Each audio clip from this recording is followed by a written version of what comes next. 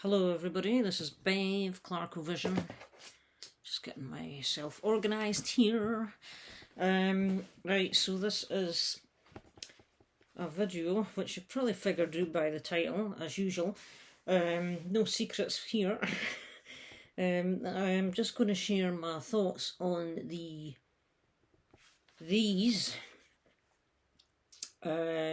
two Blaze Bayley fronted Iron Maiden albums. I finally got around to buying them. Finally. Probably about a month ago now, actually. And I've taken a wee bit of time just to listen to them a few times. And probably about 3 or 4 times for each one. I listened to them again today, just before I did this, because I thought it's time I got this video out. I wanted to do just a short a short video. Don't quote me on that. On these albums. So, you know, I was going to get them because it's Iron Maiden. I need to complete the collection, and so that's an essential. So this comes first in 1995, right, as we know, followed by this one in 1998. And I'd heard the odd song or two from these albums, but I'd never actually heard the albums in full until I bought these, basically. So, and it's the remastered kind of digipack edition for each one. So yeah, I think I prefer the artwork on this one, but just because it's a bit more colourful. Everything about these albums is just that little bit different from the usual with Iron Maiden. It's possibly a deliberate thing, I don't know, but I'm noticing that they're both produced and mixed by Steve Harris and Nigel Green. I know Nigel Green well. He's done a lot of Def Leppard in the past and back in the day. So he knows what he's doing. Certainly, you know, the mix, as far as I can tell, sounds pretty amazing. So right, I'll talk about these albums. So we'll go with the first release. Obviously, I've just wrote some brief notes just to remind me of what I want to say, and each, you know, the booklets for each are here, so I can sort of refer to them.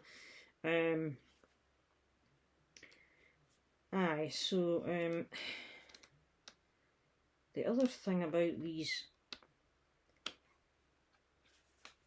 both these albums, I don't know, is this where Iron Maiden decided to start going down the 3 hour long songs kind of thing, you know, because there's a few tracks. This one doesn't have the timestamps. Neither of them do. I thought they had the timestamps somewhere on them, people. This one does. It tells you the length of each song. Virtual 11 does. And the booklet does. But the X Factor, I forgot what that was called there, doesn't give the time stamps for each song. However, I can tell you from on the back here, the total running time is 71 minutes and 1 second. And the total running time on here is 53 minutes and 10. So this one's under an hour. This one's over an hour. This has 8 tracks. This has 11 tracks. So there's a difference of 3 songs between them, right? So we'll go with the X Factor first. And it's kind of got like a double cover, I've just noticed, you know, because that's the kind of main cover, but the booklet, you could put it in that way, I suppose. But that's only beneficial if you've got a jewel case. You're not going to see it when it's in the booklet, right? So, yeah.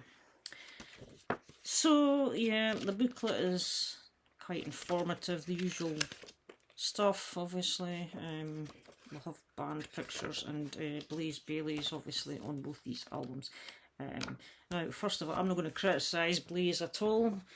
Iron Maiden hired him when Bruce left. It's like all big bands, they come in and they have a massive massive shoes to fill, and sometimes people's expectations can be ridiculously out of the box, you know. Sometimes it works for a band, sometimes it doesn't. You know, that's not what I'm here to debate, basically. I'm just here to talk about the two Blaze albums, the fact that he's singing because Bruce had left at this point and Adrian Smith was away as well, and we had Yannick Gers. Now, did Yannick come in... Did he come in at Fear of the Dark? Somebody tell me. But anyway, he's in on this, so this is the lineup for these two albums, obviously. Now, I'll just briefly go through the tracks. Sign of the Cross, I liked it. Lord of the Flies, I thought was okay. Man of the Edge, I liked. Fortunes of War, I quite liked. Look for the Truth, The Aftermath. Judgment of Heaven, Blood on the World's Hand, I thought that was good. The Edge of Darkness, yeah. 2 AM and The Unbeliever. I really enjoyed The Unbeliever, which is the last track on this album. And having a quick look at the Virtual 11. Just briefly going through the tracks. Future Real, The Angel and the Gambler, Lightning Strikes Twice, The Clansman, When Two Worlds Collide, The Educated Fool, Don't Look to the Eyes of a Stranger, Como Estes Amigos, and that's it.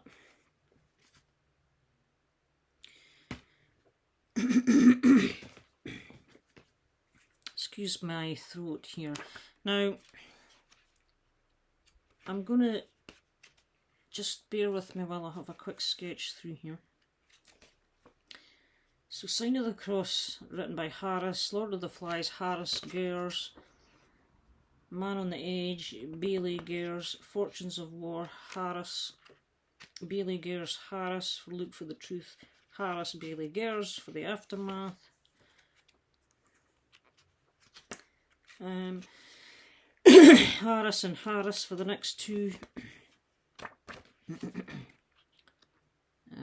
Harris, Bayley, Gers, Harris, Harris, Gers, and yeah, so basically Steve Harris is all over both of these albums, and with contributions from the other guys. Blaze Bayley seems to get quite a lot of input into the songwriting as well here, which is good. They obviously wanted him to be fully on board and engaged, which is great and fine and all that jazz. I'm just trying to figure out how I want to say this actually. So Iron Maiden, I am used to Iron Maiden with Bruce, right? Bruce is the main man for me as far as the singers go, because there was only 2 albums with Paul Di'Anno as well, wasn't there? And 2 albums with Blaze. Now, when the first 2 albums for Iron Maiden came out, obviously, you know, I was too young to be kind of into music of any, you know, of my own style of music, you know. I would be something like, in 1980, I would be about 4 going on 5. So music was primarily influenced by mum and dad at that point. So it wasn't until years later where I would, again, when I started collecting the Iron Maiden albums after getting back into music again in 2006, I started to collect all the, you know, when the CDs were kind of reissued in '98, and then they were kind of reissued a few times after that. So it was these ones I was collecting mostly on CD, and I wanted all the Maiden albums from the 80s. I think everybody does. That's what you go for first with Iron Maiden. However, I did have the Matter of Life and Death. Obviously, that was the album that kind of kick-started my second venture into music. Got me interested in metal music again. That album, I really took to it and got on well listening to it. Very much enjoyed it. And again, it was Bruce. So at that point, you know, for quite a while, that was the most recent album I got from Iron Maiden. And then I got a couple of the live albums, like there was the Flight 666 release and En Vivo were the next two of the more 21st century Iron Maiden. But at the same time, there was loads of their older stuff on these albums anyway, and I really enjoyed the live experience of all those classic tracks. And then, you know, there was the Blaze Bayley albums. I knew they were there, and I kind of just avoided them. I went out my way and I got all the others first, because I do think now I've got every studio album by Iron Maiden now. These two are the last to come into the collection. And you know, you hear people saying, oh, they're nothing compared to classic Maiden, you know, the Bruce era and the Di'Anno era, blah blah blah. And they're obviously going to have their own sound, right? And they do. Blaze Bayley is his own sound, his own voice. However, after listening to both of these, I do think he does a very good job. He sounds like Blaze Bayley, but he kind of tries to sing in the Iron Maiden style, the style that Bruce would have sung in. I think it's probably because of the way the songs have been written, and how the band wanted them to sound. They want to sound like Iron Maiden, and I think they do musically, and it just sounds slightly different because it's Blaze Bayley on vocals rather than Bruce. But you can imagine Bruce singing these songs as well, quite easily. And I'll just come out and say it now. What's my favourite out of these two? My favourite is actually this one. I prefer X Factor to Virtual 11. I think, well, certainly at the moment. I mean, as I say, I've only had these for about a month, so this is all subject to change in the future. But as for the current present and the short time I've had listening, I do feel I prefer the 71 minutes of the X Factor. Virtual 11 is shorter, yes. However, on Virtual 11, the coolest thing I like about Virtual 11, let me tell you, is this picture here. Actually, it's kind of cool because it has some Arsenal players in it. Ian Wright, Mark Overmars, Patrick Vieira, who else? Oh. And yeah, they were well, Arsenal's the team I follow, so these guys are important to me, and some other classic footballers here. And I just, you know, I don't know what this is all about. There must have been something about it at the time when the album was released. There must have been something in the press about what this was all about, and I'm sure Steve Harris or whoever would have explained. There is Virtual 11, as in football team, picked out of great players from the time, I guess. Possibly his favourite of the time, I don't know. As I say, I didn't read up the whole crap, write up the storyline. But yes, so that's pretty cool. I like that. But back to the music. Right, so as I say, none of this is rehearsed. I'm just rambling here, like I usually do. So, Future Real, I like the song, and I like it because it's quite a short song. It's fast-paced, energetic. The Angel and the Gambler is a longer song. It's about 9 minutes and 52 seconds, right? Yeah, Future Real is only 2 minutes 55. And The Angel and the Gambler, 9 minutes 52, right? Lightning Strikes Twice, it's 4:50, which again is okay because it's shorter. Then you go back to a 9-minute track in The Clansman. And I think as well, there's another quite long. The next two are 6 minutes and so many seconds. Yeah, Don't Look to the Eyes of a Stranger is the next longest, I think, clocking in at 8 minutes and 3 seconds. And then the final track, Como Estes, Amigos, is 5.5 minutes.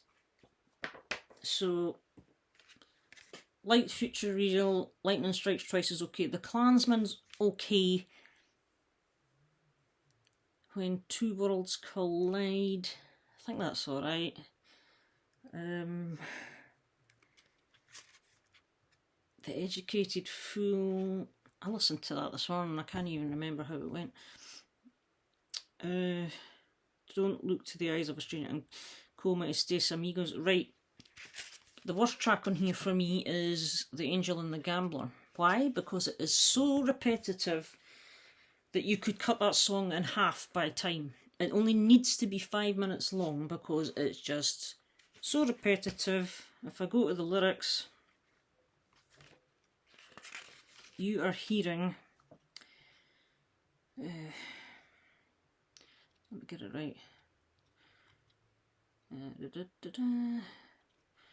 Don't you think I'm a saviour? Don't you think I could save you? Don't you think I could save your life? This, don't you think I'm a saviour, that little bit there repeats over and over and over and over to the point where I can almost barely stand it. So that needs to be cut in half. Because the problem is with a 10-minute song like this, there's not enough different things going on in the song to make it, to keep your interest. The same goes for The Clansman, but it's just not quite as bad. The Clansman is better. It sounds more catchy, and it's not, it is repetitive as well in places, but it's not as irritating as The Angel and the Gambler. And it's not just quite as repetitive, I think, but and the same thing with quite a lot of the tracks on here, although there's a couple of 6-minute songs. The Educated Fool, 7 minutes. It's there's just Don't Look to the Eyes of a Stranger is another one, and even the last track, Como Estes Amigos, No More Tears, No More Tears. If we live for 100 years, Amigos, No More Tears. That is repeated a lot in that song. So that's the problem I have, is there's a lot of repetitiveness, and the repetitiveness, it's all the same, and that's what gets on my nerves. And I think the best way to try and explain it is if you compare it to a song, and probably not all of you will be able to get this unless you go and listen to the track, but because I know some of you are not into Avantasia, right? But on Moonglow, which is one of my favourite albums of this century, the Raven Child is an 11-minute track, and I love that song from start to finish and everywhere in between, because the entire song from start to finish is interesting. The whole song is so interesting. There is different things going on.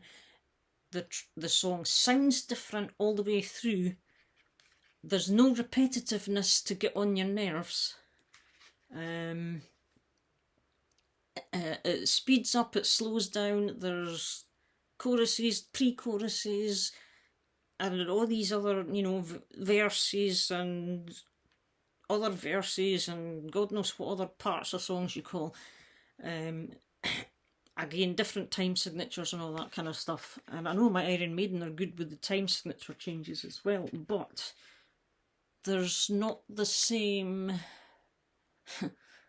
variety in the songs. There's not enough variation to keep you interested. And I was sorely tempted at one point to skip The Angel and the Gambler. That is my problem. I feel that on the X Factor, the repetitiveness is slightly less. So it's almost as if on this album, it's kind of more of the same as this, but they're lacking in a bit of imagination, I think. Or a bit of creativity, maybe. That's just my own personal thoughts. Again, there is long tracks on here, and there's a little bit. The other criticism I've got for these, there's too much of this whoa and whoa, and you know whoa kind of sounds. There's too much of that going on in the records as well, and it makes a lot of them sound very similar to each other. Again, I think it's lack of creativity here. It's as if they were struggling for ideas. That's kind of how I feel. However, this one's more interesting to me than this one. X Factor's more interesting than Virtual 11.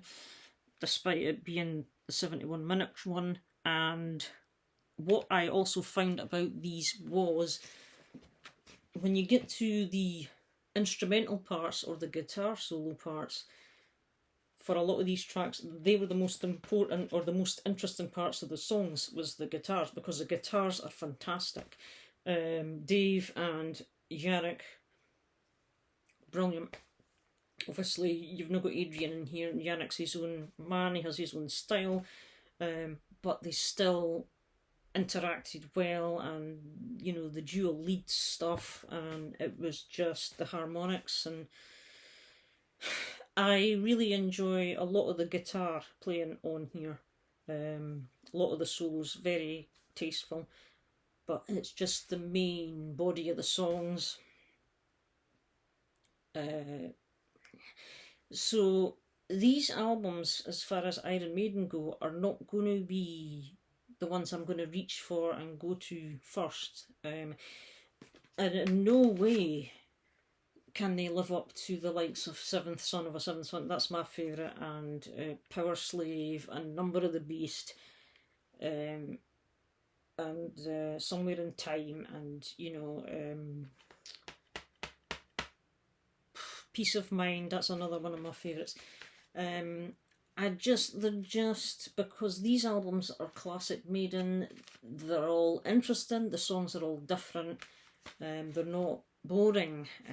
I don't want to say the word boring, because that's maybe not the right word, but they're just too samey and too repetitive, and not enough variation in the songs. I do like them. I thought I wasn't sure if I was going to like them or hate them, and I wanted to like them, so I would say yes, I do like them. I like them in their own right. They do sound Iron Maiden-ish, but it's more like the beginning of the proggy Iron Maiden. I think Steve Harris must have been going in this direction, and whether or not the absence of Dickinson and Smith contributed to the lack of creativity or not, I don't know, to be honest. So that's my basic thoughts, and I think 24 minutes is more than enough, to be honest. So there you go. So what do you think? What do you guys think of these albums? I mean, they're Iron Maiden, obviously, but they're certainly not my favourites. If I was to do a ranking, where would they come in? Would they come at the bottom? I have no idea at this moment, because I've never really thought about an Iron Maiden ranking. All I know is I've got a top 4. and everything else comes after that. But yeah, so that's my initial thoughts based on the fact I've not had the albums for long, just a month to listen to in full. And it's really just a comparison to classic Maiden, I guess. And just, yeah, just what I think of them. So, but yeah, on the whole, they're brilliant. I love Iron Maiden, I always will. And stay metal. And I'll see you in another video. Okay, right, bye the now.